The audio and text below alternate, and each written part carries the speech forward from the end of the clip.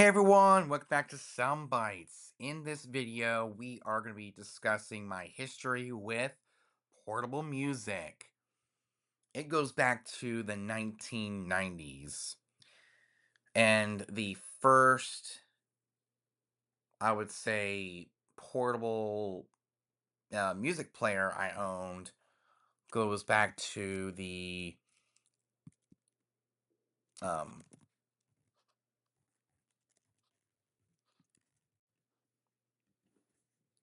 um, yeah, I'm going to show you what it goes back to. So it goes back to these play school cassette players of the 90s. And these things were pretty cool for what they were. As you can see, it just is this is a plain old cassette player with a play, stop, rewind, fast forward, stop and eject. It also had it's also was a recorder, so I was able, we were able to record our voices, which I never did. I never had any blank tapes when I was a kid, so I just used as a player. I think I also had a Fisher Price as well, so I'm gonna look up. Yeah, I probably don't yeah, probably I don't know if I had this one as well. That almost looks very similar to what I also had as well, but I can't remember exactly which one. But I think it was this one. This this blue one here. I'm gonna look at Little Tykes. Let me see what they made. Little cassette recorder. I mean, there's a lot. So I had these from yeah, I had these until the early 2000s. I just can't remember which model. It was either Fisher Price or Play School. So I don't know if Little Tykes made a cassette recorder or not back in the day. So that's basically what I had up until the early 2000s. Emerson CD, or yeah, the Emerson portable cassette player. I actually mainly bought my cassette players from Walmart.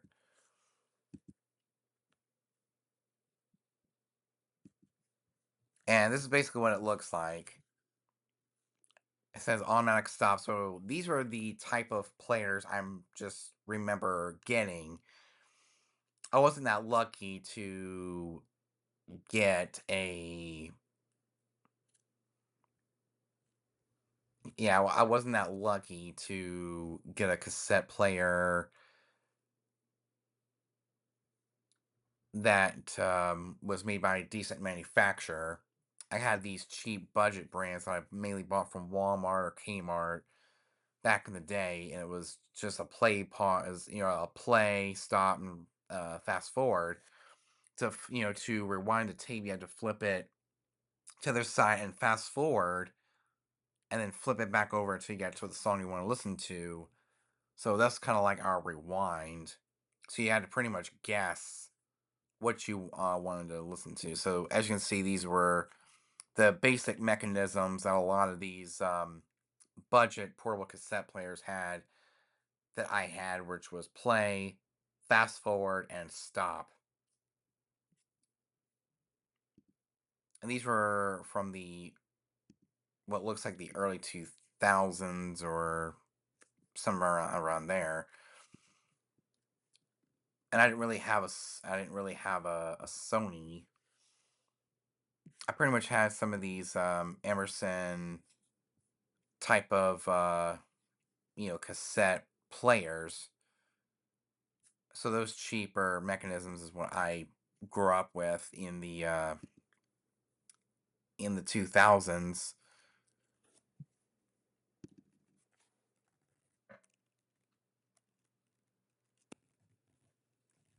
I'm gonna look up Emerson. I don't know if I had an Emerson CD player.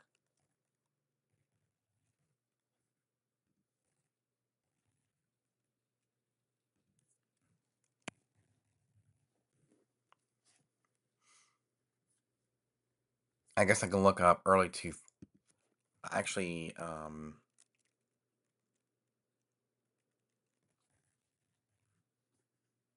think it was the early 2000s, but I can't remember exactly which model. I don't know if it was an Emerson or I don't know what brand it was. So I did get into portable CD players sometime in the 2000s. I didn't have a good brand.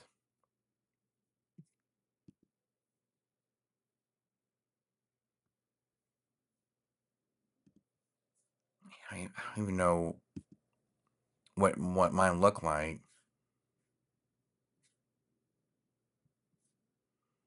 It's hard. Here we go. 2000s Discman, but it wasn't a Sony. I had one from another manufacturer.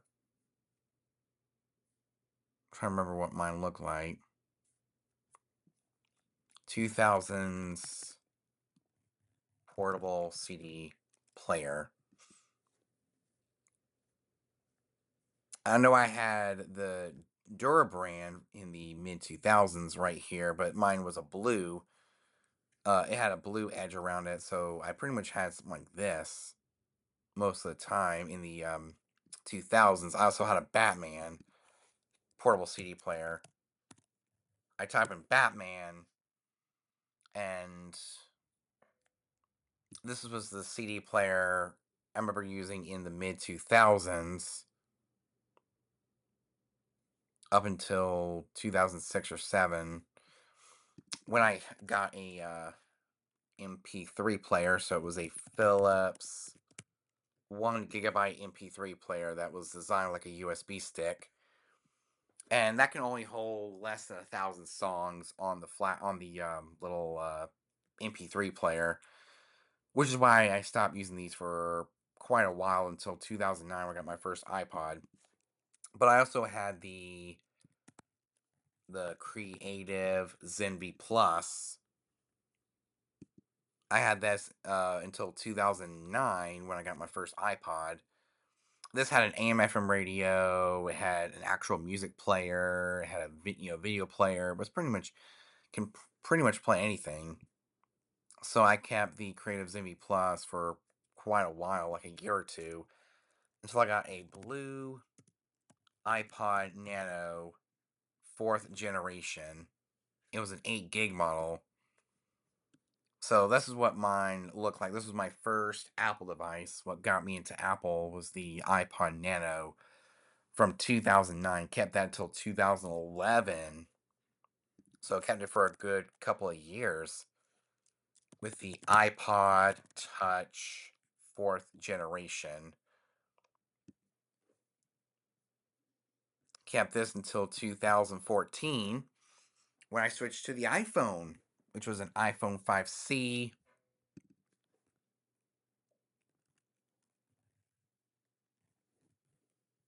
in blue. Is what mine looked like. I kept that until 2016. So as you can see, I got it back. I got into streaming around the mid 2000s or the mid 2010s, man. The mid to 2010s. And then I also got the iPhone 6,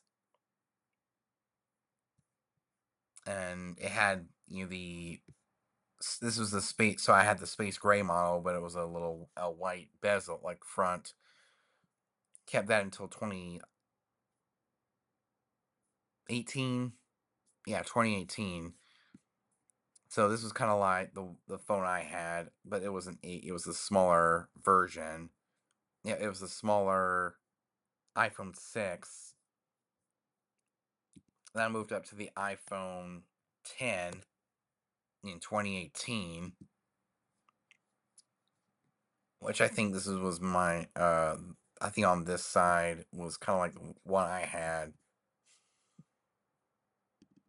and then I upgraded to the iPhone 12 Pro, and it was this color right here, this dark bluish, up until last year when I upgraded to this iPhone, the iPhone 15 Pro Max, and this is almost a year old, which is crazy to think about. A year old of having the iPhone 15, and that's why I listen to my music through portable. So I started off with a kids cassette recorder, then I moved up to portable cassette players, then I moved up to portable CD players and MP3 players, and then the iPod. And then I started moving up to streaming, smartphones and stuff like that. I think in 2011 was when I really got into streaming, but it was only at home.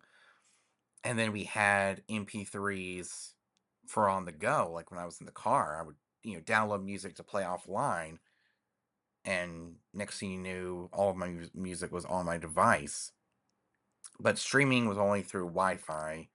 But I didn't take streaming on the go until, like, till 2014 when I got the iPhone 5C, then I upgraded to the iPhone 6. I think it was the first true iPhone that had Apple Music built in, which the iPhone 5C didn't have in the summer of 2015.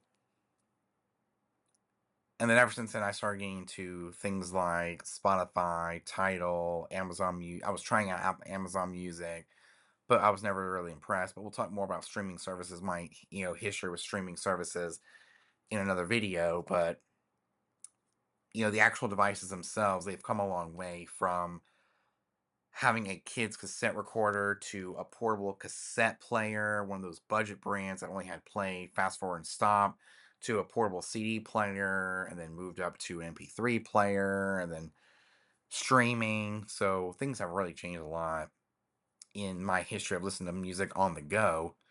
But other